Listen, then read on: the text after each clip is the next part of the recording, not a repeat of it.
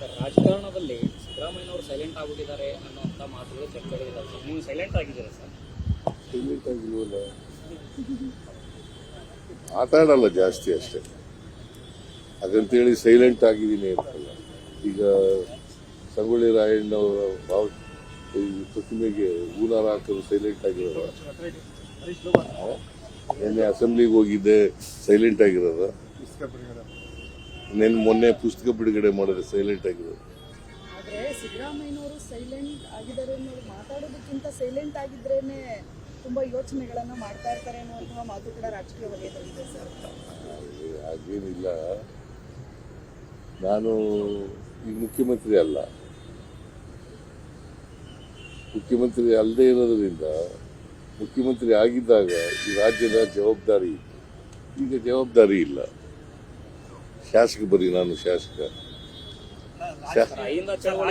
ಏನೇ ವಿದ್ಯಮಾನಗಳಾದ್ರೂ ಕೂಡ ಮಾಜಿ ಮುಖ್ಯಮಂತ್ರಿಗಳು ಸೈಲೆಂಟ್ ಆಗಿದ್ದಾರೆ, ತಟಸ್ಥರಾಗಿದ್ದಾರೆ ಅನ್ನುವಂಥ ಚರ್ಚೆ ಅಂತ ಪತ್ರಿಕೆಯವರು ಬರೀತಾ ಇರೋದು.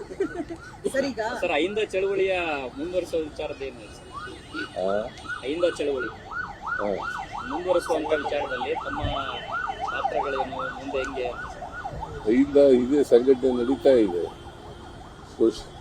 ಶೋಷಿತ ವರ್ಗಗಳು ಹೆಸರಿನಲ್ಲಿ ಅಹಿಂದ ಸಂಘಟನೆ ನಡೀತಾ ಇದೆ. ಈಗ 6ನೇ ತಾರೀಕು ಹಿಂದುಳಿದ ಜಾತಿಗಳ ಒಕ್ಕೂಟದ ವತಿಯಿಂದ 25ನೇ ವರ್ಷ ಆಗಿರ್ತಕ್ಕಂಥದ್ದು. ಅದಕ್ಕೆ ಹಿಂದುಳಿದ ಜಾತಿಗಳ ಒಕ್ಕೂಟ 25, ನಾನು ಅದರಲ್ಲಿ ಭಾಗವಹಿಸ್ತಾ ಇದ್ದೀನಿ. ಸಂಪುಟದಲ್ಲಿ ಒಂದು ಸ್ಥಾನ ಖಾಲಿ ಇದೆ ಸರ್. ಮಹಿಳೆಗೆ ಸ್ಥಾನ ಕೊಟ್ಟಿಲ್ಲ ಅಂತ ಹೇಳಿ ಬಿಜೆಪಿಯವರು ಪ್ರತಿಭಟನೆ ಮಾಡ್ತಾ ಇದ್ದಾರೆ. ಉತ್ತರ ಕರ್ನಾಟಕದ ಕುರುಬ ಸಮುದಾಯಕ್ಕೂ ಕೂಡ ಆದ್ಯತೆಯನ್ನು ಕೊಡಬೇಕು, ಪ್ರಾತಿನಿಧ್ಯ ಕೊಡಬೇಕು ಅನ್ನೋ ಕೂಗು ಕೂಡ ಇದೆ. ಬಿಜೆಪಿಯವ್ರಿಗೆ ಯಾವ ನೈತಿಕತೆ ಇದೆ? ಅಲ್ಪಸಂಖ್ಯಾತರು ಈ ದೇಶದ ಪ್ರಜೆಗಳಲ್ವಾ? ಅವ್ರಿಗೆ ಕೊಡ್ಲಿಲ್ಲ. ನಾವು ಮಹಿಳೆಯರಿಗೂ ಕೊಡ್ತೀವಿ, ಮಹಿಳೆಯರಿಗೆ ಕೊಟ್ಟೇ ಕೊಡ್ತೀವಿ ಅಂತ ಮಾತುಗಳಿಲ್ಲ.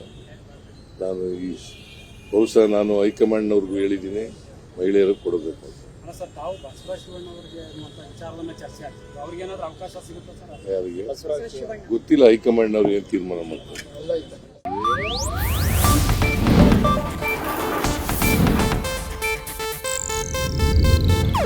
ಇದು ಏಷ್ಯಾನೆಟ್ ನ್ಯೂಸ್ ನೆಟ್ವರ್ಕ್ ಪ್ರಸ್ತುತಿ.